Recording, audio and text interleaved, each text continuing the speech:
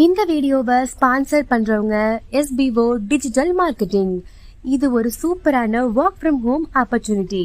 Skip பண்ணாதீங்க. பெரிய தப்பு. தினம் 300 ரூபாய் சம்பாதிக்க அரிய வாய்ப்பு. இன்ஸ்டாகிராம், Facebook பயன்படுத்த தெரிந்தால் போதும். Content post and content publishing மூலமா தினம் 300 ரூபாய் சம்பாதிக்கலாம். இந்த வேலை செய்ய 5 நிமிடம் போதும். Work training support, group communication support, all language customer live chat support, முக்கியமா சொந்தமா ஒரு பிசினஸ் ஸ்டார்ட் பண்ற அளவுக்கு உங்களால கற்றுக்கொள்ளவும் முடியும், சம்பாதிக்கவும் முடியும். இந்த வேலை வாய்ப்பு வழங்குவது 5 வருடத்திற்கு மேல ரன் ஆகிட்டு இருக்க நம்ம தமிழ்நாட்டு company school of business organisation private limited. மேலும் விவரங்களுக்கு டிஸ்கிரிப்ஷன்ல கொடுத்திருக்க நம்பருக்கு வாட்ஸ்அப் பண்ணுங்க.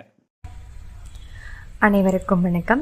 இன்றைய கதையின் தலைப்பு இரவின் இருளை வென்ற ஒளி.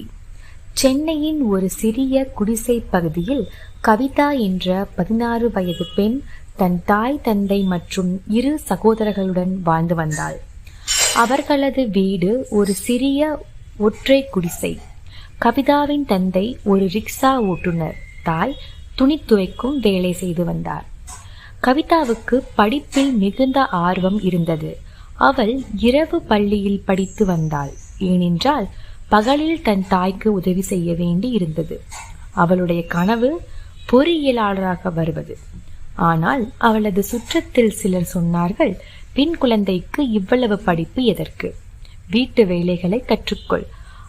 ஆனால் கவிதாவின் தமிழ் ஆசிரியர் ஒருவர் அவளிடம் சொன்னார், கவிதா, உன் கனவுகளுக்கு முன் எந்த தடையும் நிற்கக்கூடாது, உன்னால் முடியும் என்றார். அன்று முதல் கவிதா இரவு நேரங்களில் தன் படிப்பில் முழு கவனத்தையும் செலுத்தினாள்.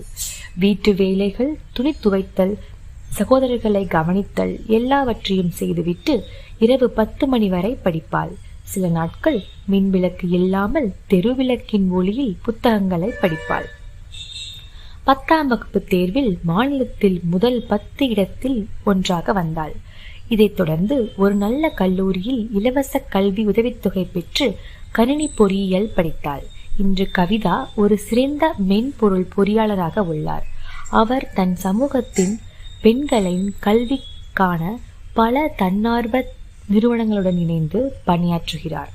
அவர் சொல்கிறார், வாழ்க்கையில் சோதனைகள் வரும், ஆனால் உன் இலக்கை நோக்கி தொடர்ந்து போராடு.